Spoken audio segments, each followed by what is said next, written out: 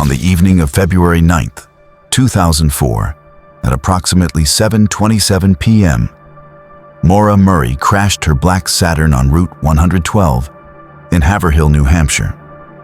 The accident itself was not unusual for that stretch of road in winter.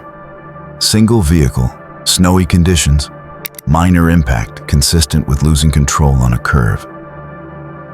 The car came to rest, facing the wrong direction, partially in a snowbank. What happened next is what makes this case so deeply unsettling, because after that crash, almost nothing happened. There was no confirmed struggle, no verified sighting of Maura leaving the scene, no physical evidence leading away from the vehicle. Within a window of roughly 7 to 10 minutes, she vanished. A nearby resident, Faith Westman, heard a loud thud and looked out her window. She saw the Saturn and observed someone inside the vehicle. Shortly afterward, school bus driver Butch Atwood stopped and spoke directly with Maura. She appeared shaken and cold, but not visibly injured. He offered to call the police. She declined, telling him she had already called AAA. There is no record that such a call was successfully placed. Atwood drove home and contacted authorities at 7:43 p.m. Police were dispatched at 7:46 p.m. By the time the first officer arrived, Maura Murray was no longer at the scene. Despite early assumptions, Maura did not leave behind a visible trail into the snow-covered woods. The ground was layered with snow, and the banks along the road were deep enough that any person entering the forest would likely have left clear footprints. Officers observed none. There were no drag marks, no broken branches, no signs of someone stumbling through the tree line.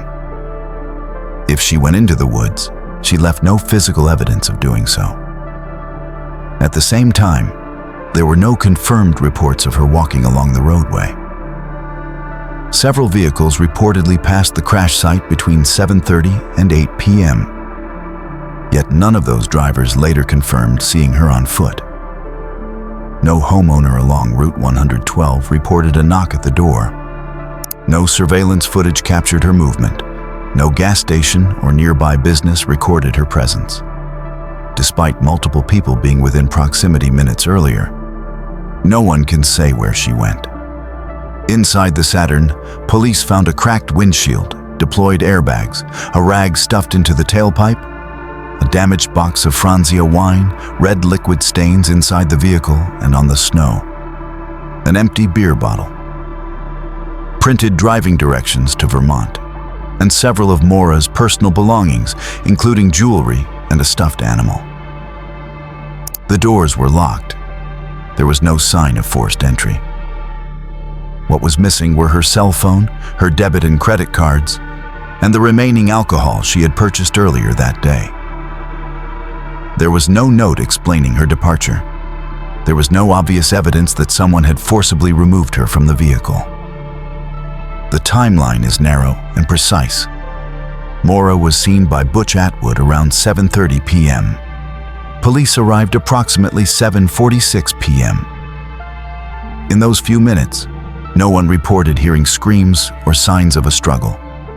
No one described a second vehicle stopping in a suspicious manner.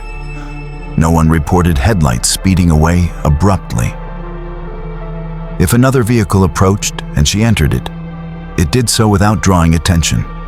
If she walked away, she did so without being seen.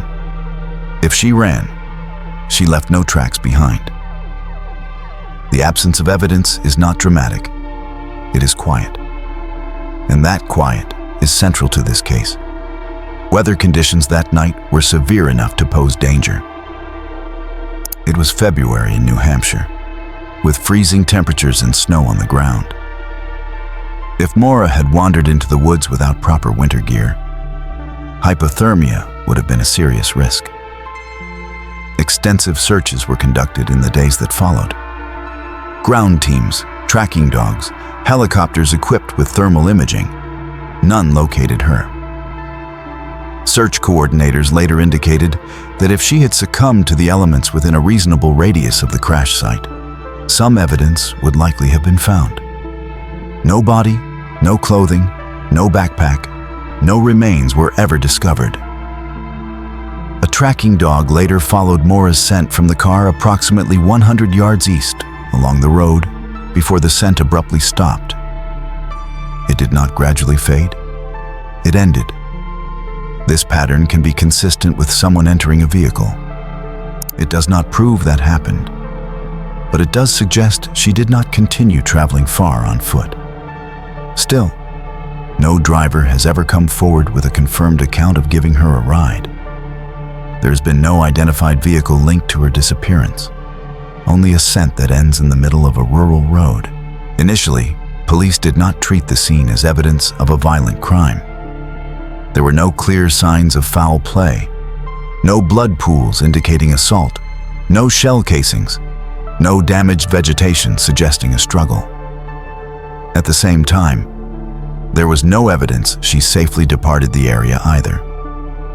If she left voluntarily to avoid potential legal trouble, she did not contact friends or family afterward. She did not access her bank accounts. She did not use her social security number.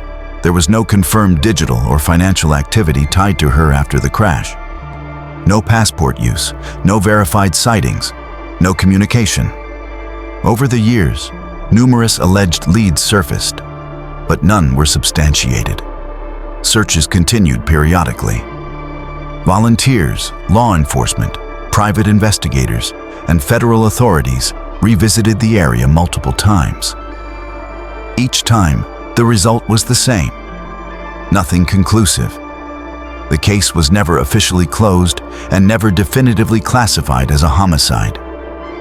It remains in a state of unresolved absence. The most grounded and disturbing element of this case is not speculation. It is the timeline. Maura Murray was present at her crashed car. She declined help. Minutes later, police arrived, and she was gone. No footprints into the woods, no confirmed ride, no verified sighting walking away, no physical evidence indicating violence, no confirmed survival. Just a locked car on Route 112 and a 7-minute window that has never been accounted for. Maura Murray's disappearance endures not because of dramatic theories, but because of what the evidence refuses to show. In a matter of minutes, on a road that was not truly isolated, a young woman vanished without leaving a physical trail, a confirmed witness, or a clear direction of travel. There was no proof of violence, no sign of survival, and no explanation that fills the silence left behind. More than 20 years later, that absence remains the most unsettling part of the case. If you believe stories like this deserve careful, factual attention, share this video to keep the discussion grounded and respectful. And if you value quiet, methodical breakdowns of unresolved cases, consider subscribing to the channel and turning on notifications so you don't miss future investigations.